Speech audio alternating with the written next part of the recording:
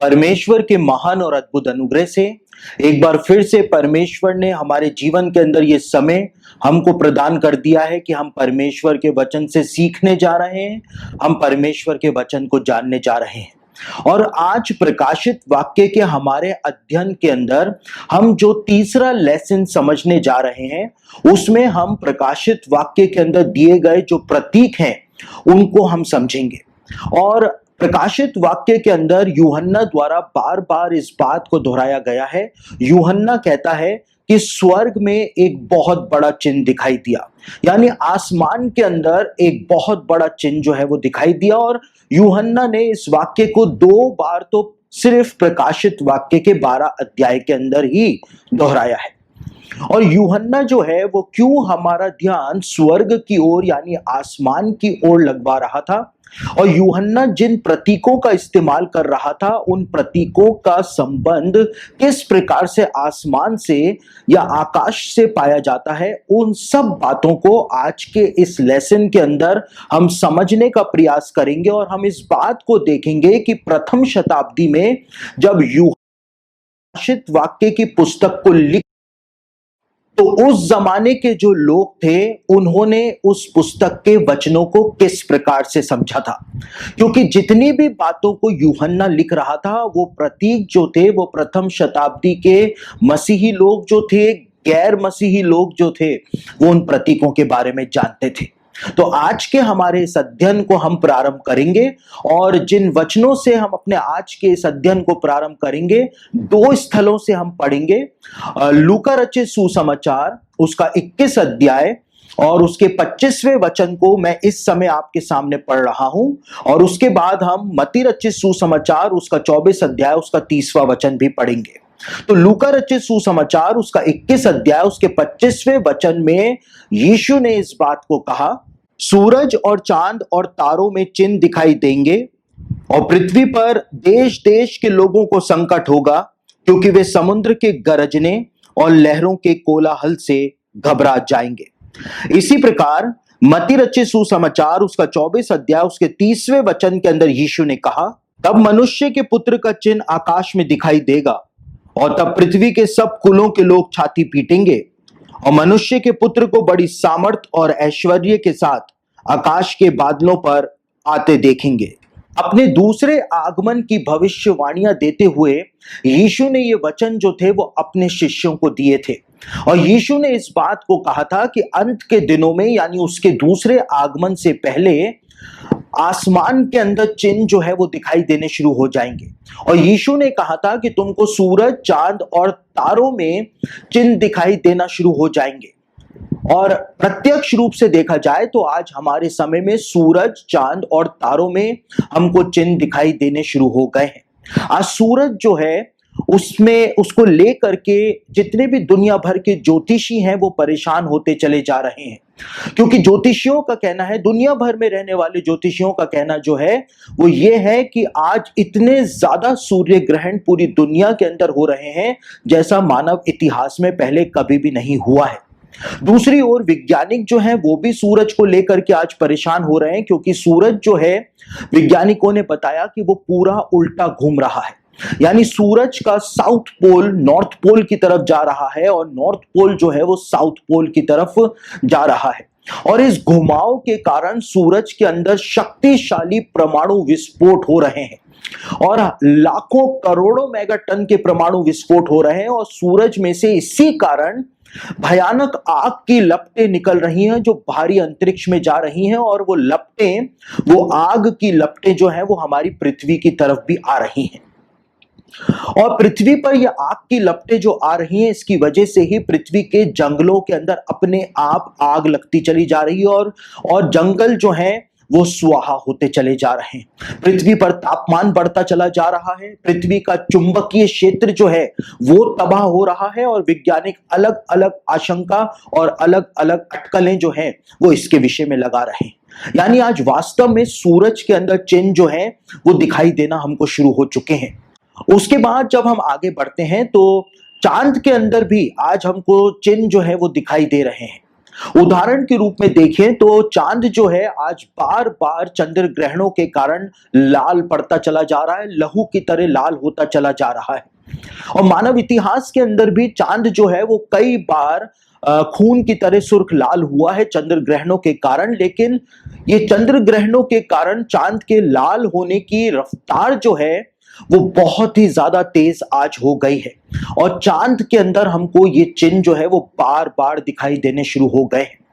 और सबसे ज्यादा हैरानी की बात यह है कि पुराने नियम के अंदर योएल भविष्यवक्ता के द्वारा ये भविष्यवाणी जो थी वो अंत के दिनों के विषय में दी गई थी कि अंत के दिनों में सूरज जो है वो काला पड़ना और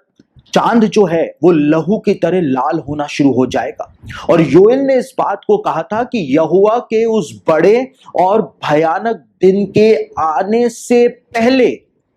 ऐसा होना शुरू हो जाएगा। योएल ने यह बात नहीं बोली थी कि यहोवा का दिन कल आने वाला है तो आज चांद जो है वो खून की तरह लाल हो जाएगा या सूरज काला पड़ जाएगा। लेकिन योएल ने इस बात को कहा था कि यहोवा के उस बड़े और भयानक दिन के आने से पहले सूरज काला पड़ना शुरू हो जाएगा और चांद जो है वो लहू की तरह लाल होना शुरू हो जाएगा। और आज सूर्य ग्रहणों के कारण वास्तव में ही सूरज जो है वो काला पड़ रहा है और चंद्र ग्रहणों के कारण चांद जो है वो लहू की तरह लाल होता चला जा रहा है। और यीशु ने इस बात को कहा था, यीशु ने कहा था तुमको सूरज और चांद में चिन्ह दिखाई देना शुरू हो जाएंगे। और उसके बाद यीशु ने इस बात को कहा था कि तुमको तारों में भी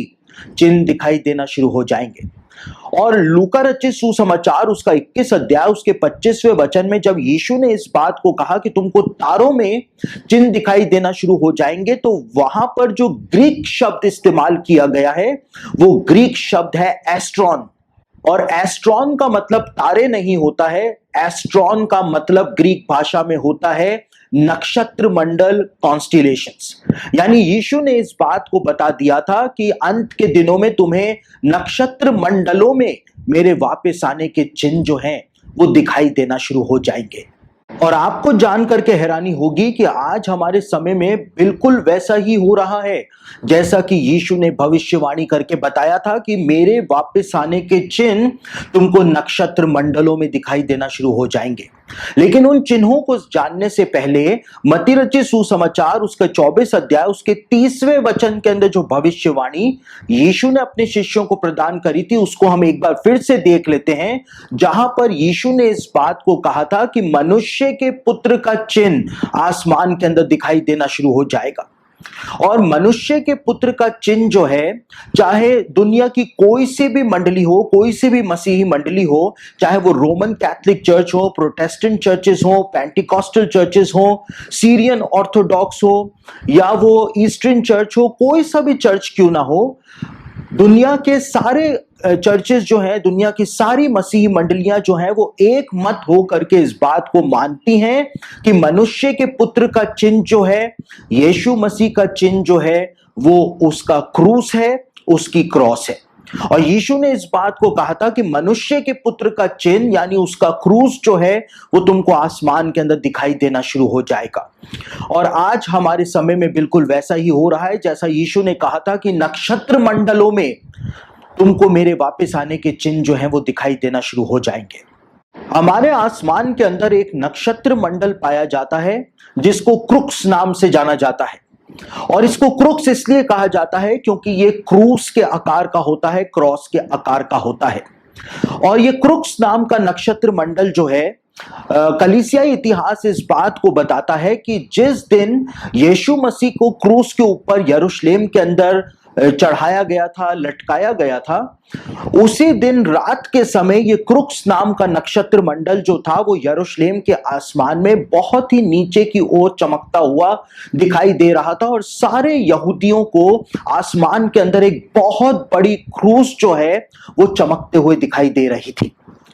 लेकिन कलीसियाई इतिहास जो है, क्रिश्चियन ज्योग्राफर्स जो हैं वो इस बात को बताते हैं कि उस रात को ये नक्षत्र मंडल जो आसमान में, यरूशलेम के आसमान में चमका, उसके बाद से 2000 सालों से ये नक्षत्र मंडल यरूशलेम के आसमान के अंदर दिखाई नहीं दिया है।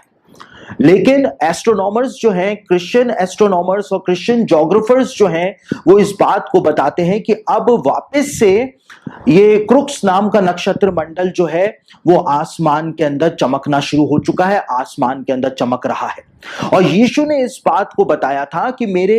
वापस आने से पहले तुमको नक्षत्र मंडलों के अंदर चिन्ह दिखाई देना शुरू हो जाएंगे। यीशु ने कहा था मनुष्य के पुत्र का चिन्ह जो है, उसका क्रूस जो है, तुमको आसमान के अंदर दिखाई देना शुरू हो जाएगा।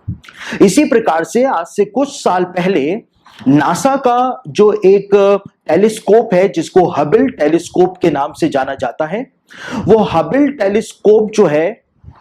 उसने एक दूसरी गैलेक्सी की तस्वीर जब आसमान के अंदर खींची, और वो दूसरी गैलेक्सी जिसको वर्लपूल गैलेक्सी के नाम से जाना जाता है, उसकी तस्वीर खींच करके उसको नासा के वैज्ञानिकों के पास पृथ्वी के ऊपर भेजा।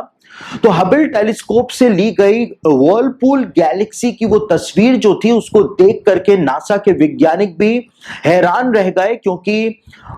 उस तस्वीर के अंदर, वर्लपूल गैलेक्सी की तस्वीर के अंदर बीचों बीच एक बहुत बड़ा क्रूज जो था वो खड़ा हुआ दिखाई दे रहा था। और नासा के वैज्ञानिकों ने भी इस बात को माना कि वहां पर एक क्रूज की ही आकृति जो है वो दिखाई दे रही है। यानी कि जिस प्रकार से यीशु ने कहा था कि मनुष्य के पुत्र का चिन्ह तुमको आसमान के अंदर दिखाई देना शुरू हो जाएगा, नक्षत्र मंडलों के अंदर तुमको मेरे वापस आने के चिन्ह दिखाई देना शुरू हो जाएंगे, बिल्कुल वैसा का वैसा आज हमारे समय में होना जो है वो शुरू हो गया है। लेकिन ये तो एक भविष्यवाणी का पहलू हुआ, सिर्फ एक ही पहलू हुआ।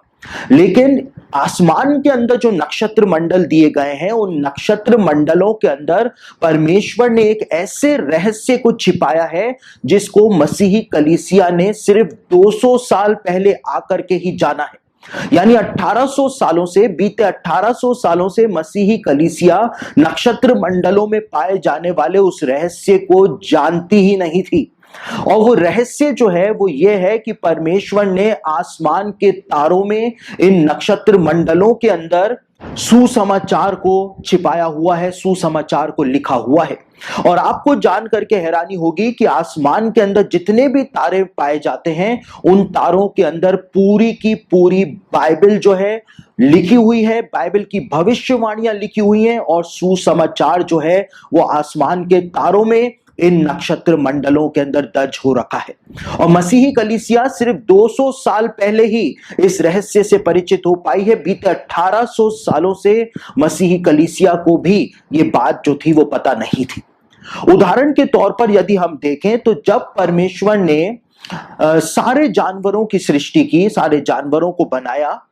तो जानवरों के नाम क्या होंगे यह अधिकार परमेश्वर ने आदम को दिया था। और उत्पत्ति की पुस्तक के दूसरे अध्याय के 19 से लेकर 20 वचन के अंदर इसी बात को, इसी सत्य को बताया गया है। उत्पत्ति की पुस्तक के दूसरे अध्याय के 19 और 20 वचन के अंदर लिखा हुआ है, और यहोवा परमेश्वर भूमि में से सब जाति के बनैले पशुओं और आकाश के सब भांति के पक्षियों को रचकर आदम के पास ले आया कि देखे कि वह उनका क्या क्या नाम रखता है। और जिस जिस जीवित प्राणी का जो जो नाम आदम ने रखा, वही उसका नाम हो गया। अतः आदम ने सब जाति के घरेलू पशुओं और आकाश के पक्षियों और सब जाति के बनैले पशुओं के नाम रखे, परंतु आदम के लिए कोई ऐसा सहायक ना मिला जो उससे मेल खा सके। बाइबल में इस बात को साफ शब्दों में बताया गया है कि जानवरों के नाम क्या क्या होंगे, यह अधिकार परमेश्वर ने आदम को दिया था। लेकिन तारों के नाम क्या होंगे, यह अधिकार परमेश्वर ने आदम को नहीं दिया था। यह अधिकार परमेश्वर ने अपने ही हाथ के अंदर रखा था।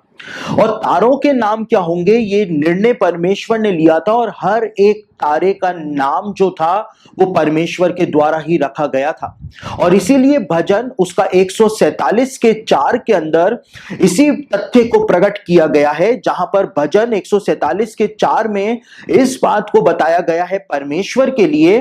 कि वह तारों को गिनता और उनमें से एक एक का नाम रखता है। यानी तारों के नाम क्या होंगे, यह अधिकार परमेश्वर ने अपने ही हाथ में रखा था।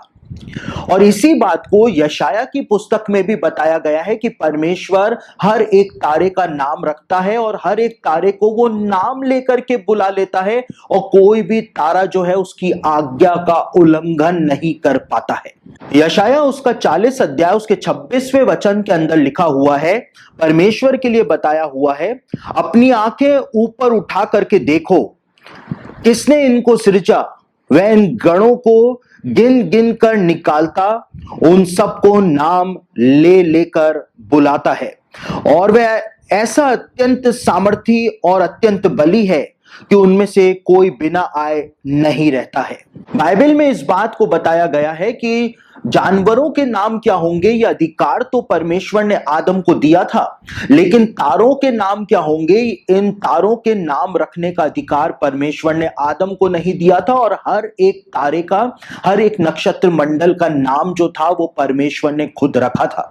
और आपको जान करके हैरानी होगी कि अलग अलग भाषाओं के अंदर तारों के जो अलग अलग नाम दुनिया के अंदर पाए जाते हैं, यानी दुनिया में जितनी भी भाषाएं हैं उनमें तारों के अलग अलग नाम पाए जाते हैं, लेकिन उन नामों का अर्थ जो है वो दुनिया की सारी भाषाओं के अंदर समान ही पाया जाता है, एक सा ही पाया जाता है। और क्यों पाया जाता है? क्योंकि तारों के नाम जो थे वो परमेश्वर के द्वारा ही रखे गए थे, परमेश्वर के द्वारा ही उनके नामों का वर्णन किया गया था। और इसीलिए अय्यूब की पुस्तक के अंदर अय्यूब इस बात को कहता है कि सप्त ऋषि, कचपचिया और मृगशिरा और दक्षिण के नक्षत्र मंडलों का बनाने वाला तो परमेश्वर तू है। इन सारे तारों को, इन सारे नक्षत्र मंडलों को परमेश्वर के द्वारा बनाया गया था, और एक स्पेसिफिक काम के लिए परमेश्वर ने इन सब को आसमान के अंदर रखा था, आसमान के अंदर फिट किया था या नियुक्त किया था, ताकि पूरी की पूरी बाइबल जो है वो इनके अंदर परमेश्वर दर्ज कर सके। और इसीलिए अय्यूब की पुस्तक में इस बात को भी बताया हुआ है कि सारे नक्षत्रों को, राशियों को परमेश्वर ही चलाता है, और परमेश्वर ने पूरी की पूरी बाइबल जो है, बाइबल की भविष्यवाणियां जो हैं या सुसमाचार जो है वो आसमान के अंदर, तारों के अंदर दर्ज किया हुआ है। और परमेश्वर का रिटन वर्ड जो था वो तो परमेश्वर ने इजरायलियों को मूसा के जमाने में प्रदान किया था, लेकिन उससे पहले भी परमेश्वर ने इंसान को बेगवाह नहीं छोड़ा था, अन्य जाति जगत को बेगवाह नहीं छोड़ा था। परमेश्वर ने आसमान के अंदर बाइबल प्रदान करी थी ताकि अन्य जाति लोग जो हैं, इजरायली लोग जो हैं, वो आसमान में लिखी हुई बाइबल को पढ़ करके परमेश्वर के रहस्य को और भविष्य की भविष्यवाणियों को समझ सके। इसका एक उदाहरण जो है वो हम इब्राहिम के जीवन के अंदर घटित हुई घटना से भी समझ सकते हैं, देख सकते हैं कि जब इब्राहिम अपने तंबू के अंदर था तो उत्पत्ति की पुस्तक उसका 15 अध्याय और उसके 5वें वचन के अंदर इस बात को बताया गया है कि परमेश्वर ने इब्राहिम को तंबू में से बाहर बुलाया और परमेश्वर ने इब्राहिम को आसमान के तारे दिखा करके एक बात बोली थी। और परमेश्वर ने इब्राहिम से कहा था, हिंदी की बाइबल पढ़ें तो वहां पर लिखा हुआ है कि क्या तू इन तारों को गिन सकता है, तेरा वंश जो है वो ऐसा ही होगा। लेकिन यदि आप इंग्लिश की बाइबल पढ़ें या फिर आप मूल हिब्रू बाइबल पढ़ें तो वहां पे परमेश्वर ने इब्राहिम से सिर्फ एक बात नहीं बोली थी, परमेश्वर ने इब्राहिम से 2 बातों को बोला था। और इंग्लिश की या हिब्रू की बाइबल पढ़ें तो वहां पर लिखा हुआ है, परमेश्वर इब्राहिम से कहता है, tell the stars and number them. परमेश्वर ने इब्राहिम से कहा था कि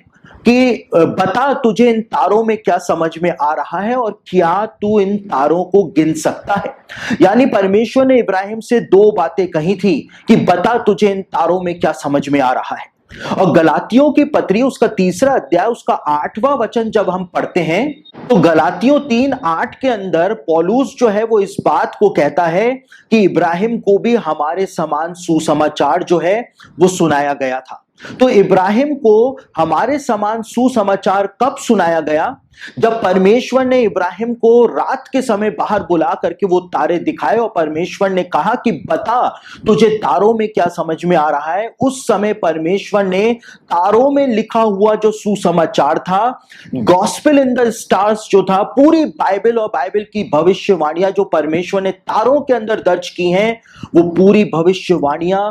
परमेश्वर ने इब्राहिम को बता दी थी। और इसीलिए गलातियों की पत्री में इस बात को कहा गया है कि इब्राहिम को भी हमारे समान सुसमाचार जो था वो सुनाया गया था। और आपको जान करके हैरानी होगी कि हमारे आसमान के अंदर परमेश्वर ने जो नक्षत्र मंडल प्रदान किए हैं,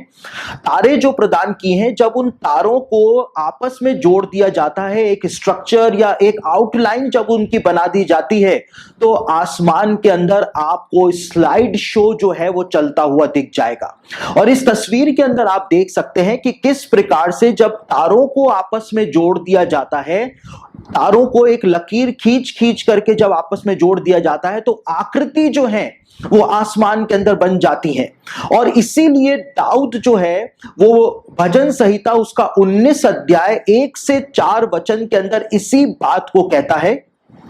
दाऊद जो है वो इस बात को कहता है कि आकाश परमेश्वर की महिमा को प्रकट कर रहा है, आकाश मंडल उसकी हस्तकला को प्रकट कर रहा है। यानी दाऊद जो था वो आसमान में इन तारों की, इन नक्षत्र मंडलों की, इन्हीं आकृतियों के बारे में बात कर रहा था, इन्हीं आकृतियों के विषय में बता रहा था, जब उसने कहा कि आसमान परमेश्वर की हस्तकला को प्रकट कर रहा है। क्योंकि एक ड्राइंग जो है परमेश्वर ने आसमान में तारों के रूप में प्रदान करी है, जिसके अंदर परमेश्वर ने पूरी बाइबल को लिखा हुआ है। और मेरे प्रियो, कभी आपने इस बात के ऊपर विचार किया है कि क्यों बाइबल के अंदर यीशु मसीह के लिए कुछ स्पेसिफिक शब्दों का उपयोग किया गया है? बाइबल के अंदर यीशु मसीह को मेमना कहा गया है, बाइबल में यीशु मसीह को जीवन के पेड़ की शाख कहा गया है, बाइबल में यीशु मसीह को स्त्री का वंश कहा गया है, बाइबल में यीशु मसीह को भोर का तारा कहा गया है, बाइबल में यीशु मसीह को यहूदा के गोत्र का सिंह कहा गया है। और क्यों कहा गया है? क्योंकि ऊपर आसमान के अंदर परमेश्वर ने जो नक्षत्र मंडल और तारे मसीह को प्रकट करने के लिए रखे हैं, उनके नाम परमेश्वर ने वैसे ही रखे हैं। और इसीलिए बाइबल के अंदर भविष्यवक्ताओं के द्वारा भी उन्हीं नामों का उपयोग किया गया था। परमेश्वर ने उन्हीं नामों का उपयोग भविष्यवक्ता के द्वारा करवाया था, ताकि जब एक सुसमाचार प्रचारक अन्य जातियों के पास जाकर के सुसमाचार का प्रचार करे और वो जाकर के इस बात को बोले कि परमेश्वर का मेमना आ गया है, वही यहूदा के गोत्र का सिंह है, वही भोर का तारा है, वही स्त्री का वंश है, वही जीवन के पेड़ की शाख है, तो एक अन्य जाति का व्यक्ति जो है वो तुरंत ही इस बात को समझ जाए कि यह उसी उद्धारकर्ता के बारे में बता रहा है जिसका वर्णन ऊपर आसमान के अंदर लिखा हुआ है। तो इसलिए परमेश्वर ने पूरी बाइबल जो थी वो आसमान के अंदर तारों के रूप में, नक्षत्र मंडलों के रूप में प्रदान करी थी। और बाइबल में उत्पत्ति की पुस्तक उसका पहला अध्याय और उसके 14वें वचन के अंदर इस बात को बताया हुआ है कि परमेश्वर ने एक स्पेसिफिक वजह से तारों को आसमान के अंदर नियुक्त किया था। और उत्पत्ति उसका पहला अध्याय उसका 14वां वचन पढ़ें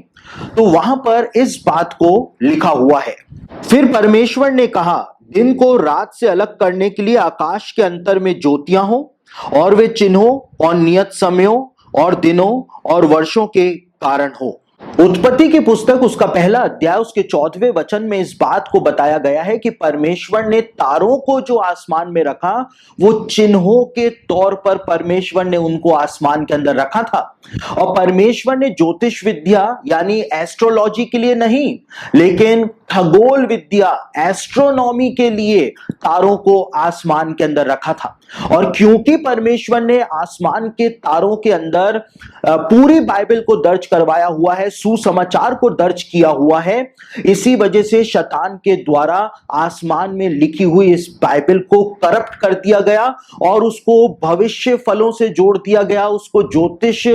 शास्त्र से उसको जोड़ दिया गया, ताकि इंसान कभी भी आसमान में लिखी हुई बाइबल के बारे में जान ही नहीं सके और उसका ध्यान भविष्य को इन तारों के चलन से जानने में लग जाए। जबकि मूल रूप से परमेश्वर ने भविष्य फल बताने के लिए नहीं, ज्योतिष विद्या प्रदान करने के लिए नहीं, लेकिन अपना वचन जो था और मसीह के आगमन की भविष्यवाणियां जो थी वो प्रदान करने के लिए आसमान में लिखी हुई ये बाइबल जो थी वो प्रदान करती थी। तो इस प्रकार से हम देखते हैं कि परमेश्वर ने सृष्टि की रचना के समय से ही अपनी दैवीय योजना को प्रकट किया था और आसमान के इन तारों में इन नक्षत्र मंडलों के अंदर पूरी बाइबल को लिख दिया था, बता दिया था। और हम इस बात को देखते हैं कि प्रकाशित वाक्य के अंदर भी यूहन्ना ने जो भविष्यवाणियां लिखी, प्रतीकात्मक भाषा के अंदर जो भविष्यवाणियां लिखी, उसमें उसने आसमान के अंदर पाए जाने वाले इन्हीं खगोलीय चिन्हों को अब एक प्रतीक के रूप में अपनी भविष्यवाणी के अंदर उपयोग किया था। उदाहरण के रूप में जब हम देखते हैं तो यूहन्ना ने प्रकाशित वाक्य के पहले अध्याय और उसके 11वें वचन के अंदर एशिया की 7 कलीसियाओं के बारे में बताया है। और उन एशिया की 7 कलीसियाओं के नाम जो है वो यूहन्ना ने प्रदान किए हैं। और यूहन्ना ने उनके नाम बताए हैं: Ephesus, Smyrna, Pergamum, Thyatira, Sardis, Philadelphia और लौदीकिया। और ये सातों की सातों कलीसियाएं जिनके नाम प्रकाशित वाक्य में यूहन्ना ने लिखे हैं और इनको एशिया की 7 कलीसियाएं बताया गया है। ये सातों की सातों कलीसियाएं जो थी प्राचीन समय में, वो तुर्की देश के अंदर पाई जाती थी।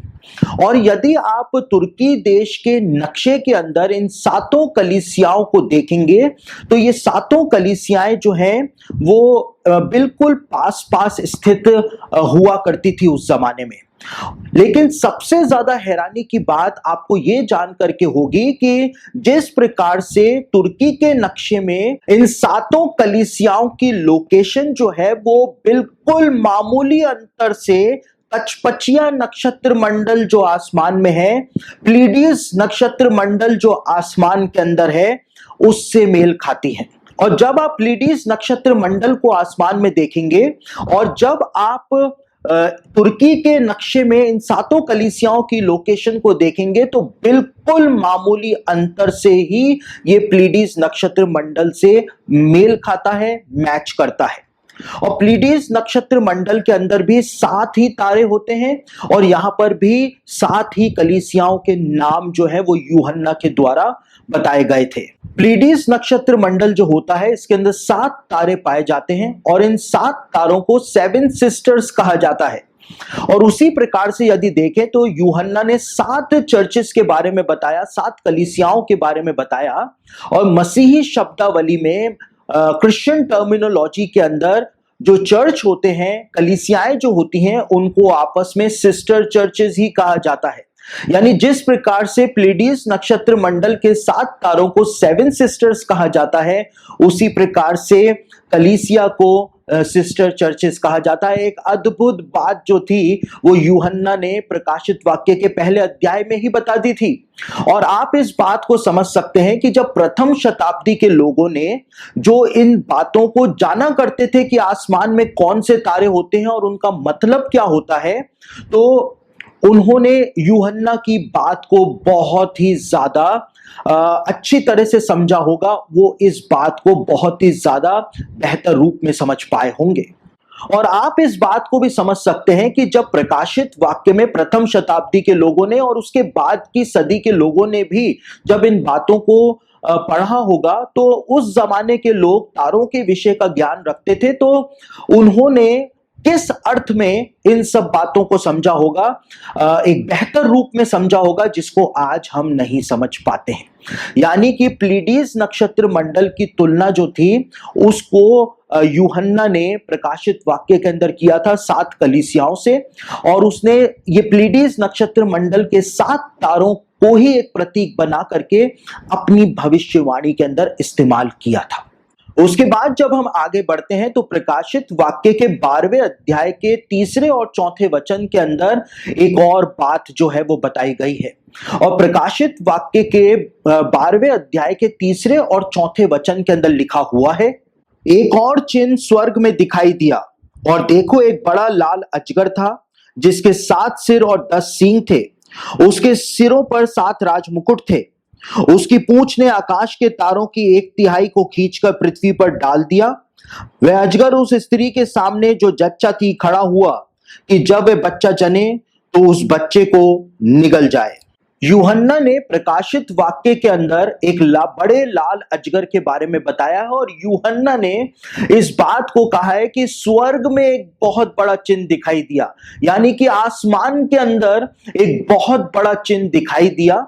और यूहन्ना जो था वो हमारा ध्यान, हमारा फोकस ऊपर आसमान की तरफ लगवा रहा था। और यूहन्ना इस बात को कहता है कि आसमान में एक बहुत बड़ा चिन्ह दिखाई दिया, एक बड़ा लाल अजगर था।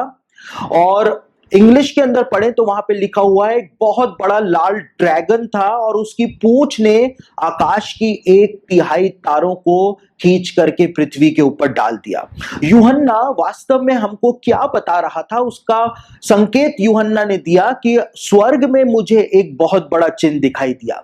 और यदि हम आसमान में देखें, यदि हम नक्षत्र मंडलों के अंदर देखें, तो आसमान के अंदर वास्तव में ही एक नक्षत्र मंडल पाया जाता है जिसको ड्रैको के नाम से जाना जाता है। और ये ड्रैको नाम का नक्षत्र मंडल जो है, ड्रैको का मतलब होता है ड्रैगन। और प्रकाशित वाक्य के 12 अध्याय 3 और 4 में भी इस बात को बताया गया है कि आसमान के अंदर एक चिन्ह दिखाई दिया, ड्रैको नाम का, ड्रैगन नाम का एक चिन्ह दिखाई दिया, और उसकी पूंछ के अंदर आकाश के तारों की 1/3 जो थी, उससे उसने तारों को पृथ्वी के ऊपर डाल दिया।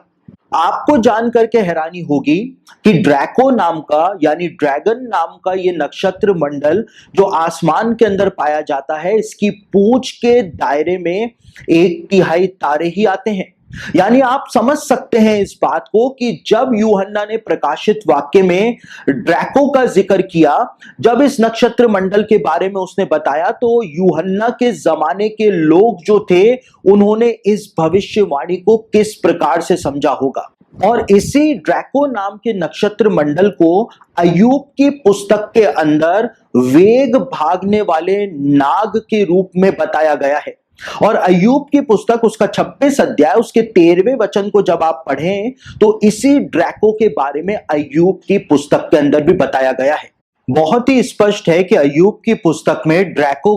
का वर्णन किया गया है, और साथ ही इस बात को बताया गया है कि परमेश्वर इस नाग को दंड देगा। और इसी बात को हम प्रकाशित वाक्य के अंदर भी पढ़ते हैं, प्रकाशित वाक्य के अंदर भी देखते हैं। यानी आप इस बात को समझ सकते हैं कि यूहन्ना ने जब प्रतीकों का उपयोग अपनी भविष्यवाणी की पुस्तक में किया, प्रकाशित वाक्य में किया, तो यूहन्ना जो था वो उस जमाने में प्रचलित जो प्रतीक थे, जिनके बारे में उस जमाने के लोग जाना करते थे, उन्हीं प्रतीकों का उपयोग अब प्रकाशित वाक्य के अंदर कर रहा था, लोगों को बता रहा था। जब हम आगे बढ़ते हैं तो प्रकाशित वाक्य उसका 20 अध्याय और उसके 15वें वचन के अंदर आग की झील के विषय में बताया गया है।